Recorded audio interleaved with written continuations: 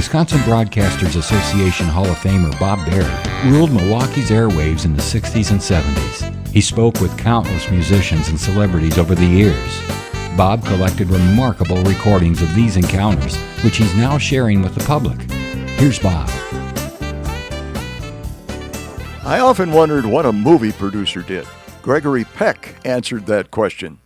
He was one of the most popular film stars from the 1940s to the 1970s. He received 5 Academy Award nominations and won an Oscar in 1962 for his performance in To Kill a Mockingbird. He'll reveal his favorite movie and best leading ladies. Was he bothered by all the attention he got?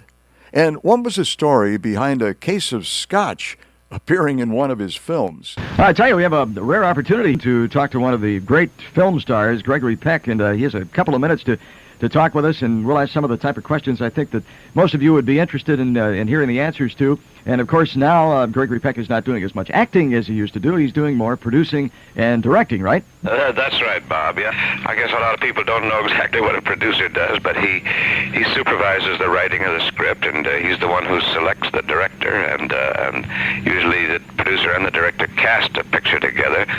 So, those things were all done with malice aforethought. Yeah, one of the things I often wondered about, in many movies you see shots in the background of products like soda water or something. There was one of your movies where there was a case of scotch that I remember sitting in the background. Now, do you get paid for that by these companies? No, that's purely an accident, and I didn't like it when I saw it, but I wasn't out on the set that day.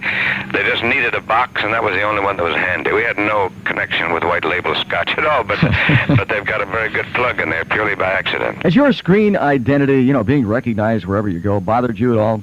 No, it's never bothered me. I've always appreciated being recognized, and very often people pay me nice compliments if I meet up with strangers, and I'm grateful for it. I'm going to ask the toughie here. Gregory, what was your favorite movie, and who was your favorite leading lady? Well, I had a couple of favorite movies. I would say just offhand, Roman Holiday was one for on the light side, and on the dramatic side, To Kill a Mockingbird. Both of those characters I liked very much, and I liked the story. And in Roman Holiday, we had Audrey Hepburn, her first picture for which she won an Oscar. But I've had a number of pictures that I've liked very much, but I think those are the 2 outstanding ones. What about favorite leading lady? Well, once I was asked that on a television show, and I answered it. And when I came home, my wife said, "Well, boy, we're not going to put you in the diplomatic service." and sure enough, one of the other ladies with whom I worked, we ran into my wife a couple of days later. She said, "So that's the way I stand, huh? I'm not his favorite leading lady." You heard it. So I just have to say that Ava Gardner, Sophia Loren, Lauren Bacall, Audrey Hepburn. These are all terrific ladies to work with, and all talented and special in their own way. I like them all. Thank you for listening to Bob Berry's Unearthed Interviews. Be sure to subscribe and rate our podcast on iTunes or wherever you find your podcasts. You can find all the episodes at wisconsinbroadcastingmuseum.org. Check out Bob Berry's book, Rock and Roll Radio Milwaukee.